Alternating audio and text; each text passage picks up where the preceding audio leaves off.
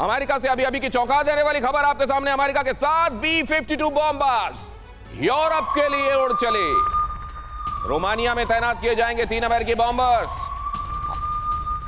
अमेरिकी बॉम्बर्स की उड़ान से भीषण रण की आशंका। B-52 बॉम्बर्स रोमानिया की तरफ उड़ चले। बताया जा रहा है तुल्चा में स्टेशन होंगे।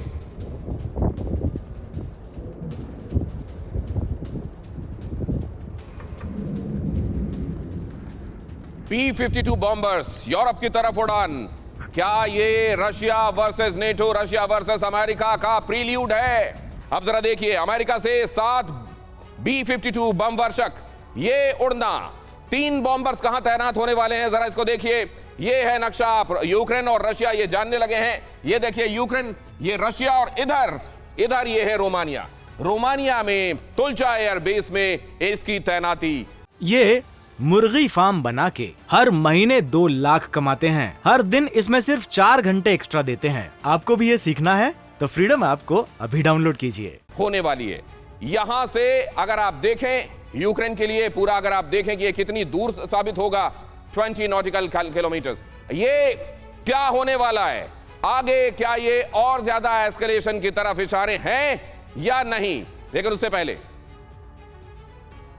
पहले मैं अशोक सज्जनहार सर के पास ये जानने के लिए जाना चाहता हूं कि सर, ये भड़काने वाली स्थिति अगर बन रही है तो इसके लिए जिम्मेदार ज्यादा कौन है? वेस्ट है, अमेरिका है, यूक्रेन खुद है या रशिया है? देखिए, मैं तो ये समझता हूं यूक्रेन क्या कर रहा है। यूक्रेन तो अपनी उसके ऊपर हमला हुआ है दिनेश जी, और वो अपनी उसके लिए तो एग्जिस्टेंशियल थ्रेट हो गया है। वो तो अपने को बचाने के लिए जो कुछ भी प्रयास कर रहा है वो करता रहेगा। शुरुआत इसमें की है रूस ने हमला किया है।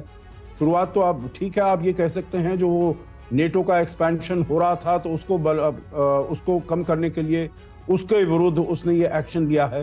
परंतु इसमें फिर ये सोचना होगा जो ये नेटो का जो एक्सपेंशन हो रहा था, उसका जो एक्शन लिया गया और जो रिएक्शन है, क्या ये कमेंजरेट हैं? क्योंकि कोई रूस जैसे कहता है उसके लिए एग्जिस्टेंशियल थ्रेट था, उसके ऊपर नेटो अटैक करने वाला था। पर नेटो ने तो अब 1 साल होने को आ गया है। नेटो ने डायरेक्टली तो कोई अटैक नहीं किया है। यूक्रेन अपनी सुरक्षा के लिए लड़ाई लड़ रहा है।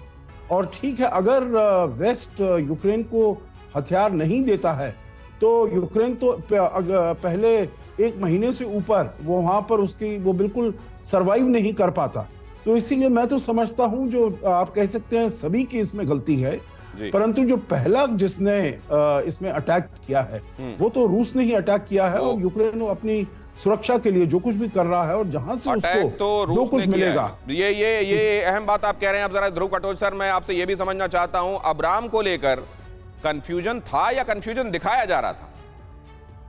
देखिए, मेरे अपने ख्याल से वो कंफ्यूजन दिखाया जा रहा है। अमेरिका को भी मालूम है कि अगर कितने एब्राम टैंक्स भेज सकता है वो। एक रेजिमेंट जो है 45 टैंक की होती है। अगर 100 टैंक भेजेगा वो 2 रेजिमेंट्स हैं, राइट? इससे इस 2 रेजिमेंट्स अगर भेजेगा भी, 100 टैंक्स अगर भेजेगा भी, तो वो क्रू कहाँ से आएंगे जो इन टैंकों को चलाएंगे? दूसरा, टैंक्स ये हथियार सिर्फ ये नहीं है कि भाई एक टैंक है। ये एक जो फोर्स कंपोनेंट होता है, एक साथ इनको ट्रेनिंग करना पड़ती है। जैसे कि ये पूरा रेजिमेंट जो है वो एक साथ ट्रेन करता है। उसके बाद अगर 2 रेजिमेंट्स है या 3 रेजिमेंट्स है, वो जो कोऑर्डिनेटेड ट्रेनिंग होती है वो इनमें दिखाई नहीं दे रही है। तो अगर इनके पास हथियार भी आ जाएं, ये इस्तेमाल नहीं कर सकेंगे। वो क्रू और लीडरशिप इनके पास नहीं है।